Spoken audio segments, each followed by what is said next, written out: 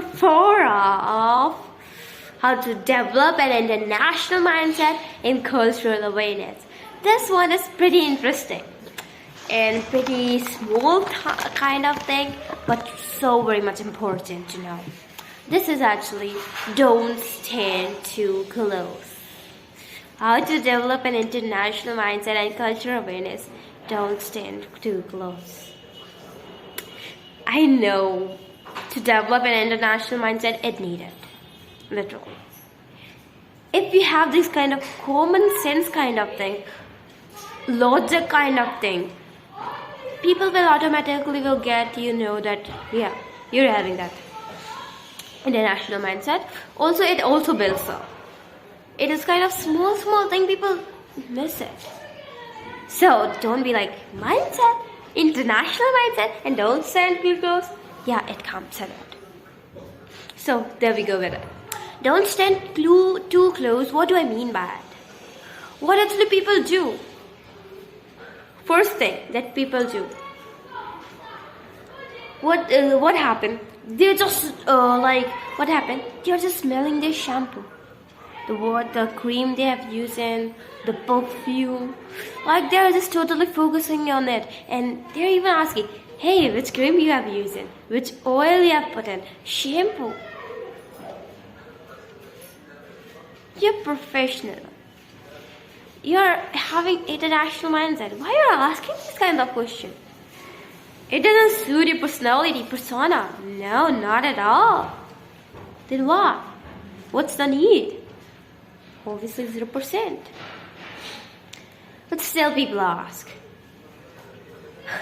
I have to tell you because I can't do anything. Even people don't know. You need to, if you're able to stand, if you're able to smell someone else's, not perfume, but shampoo that person have used, the moisturizer that person have used, so you should be a little backward.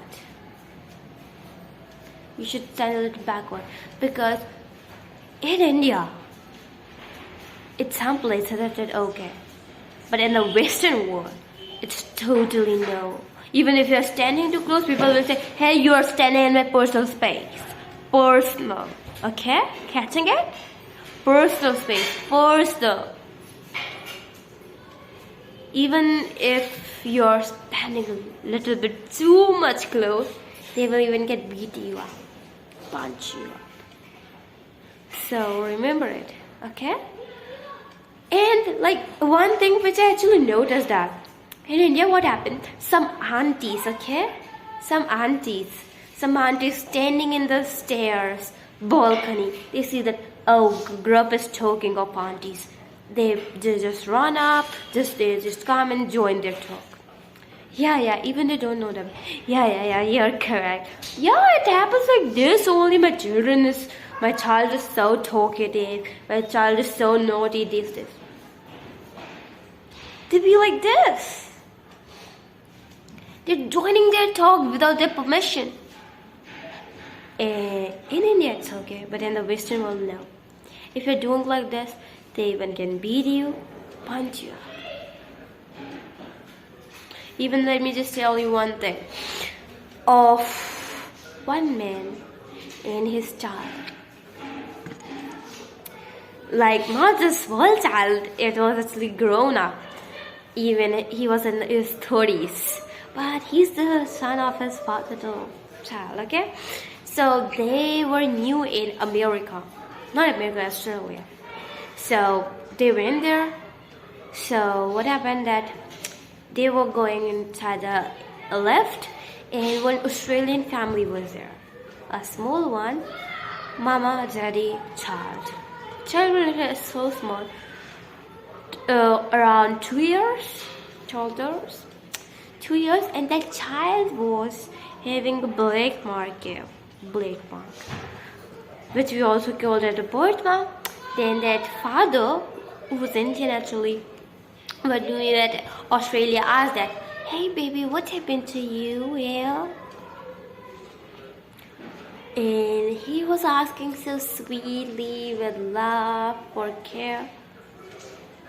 And it's totally okay in India. But they take it in a negative way. And they were like so ahead, and they were even just about to beat him up. That father beat him up. Bunch of. But like they were at this level.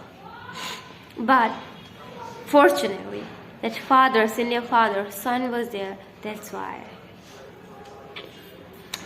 he didn't beat him. So I getting it that these small things are uncommon there.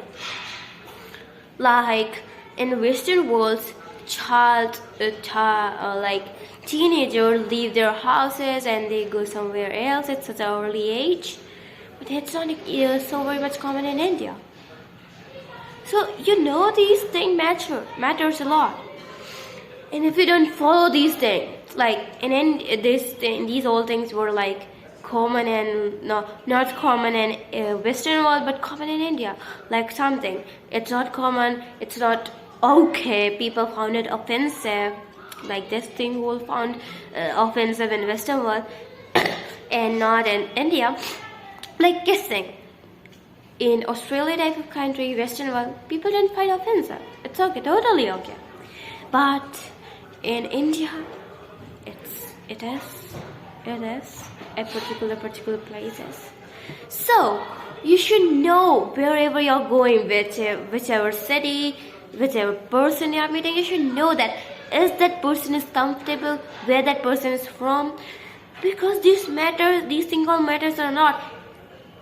Because if you said something like this, or a particular action you did it like that person found it offensive, then you know that results will go. So know it. Even you can Google it. Technology has grown up. You should be mindful of these things. Here is not only offensive things are there, good things are also there where people love to talk about. Like when you talk to an Indian about like cricket, that person always will be like, oh, cricket, this happened, who wins their match? Oh, do you know that person was like doing like this, whatever.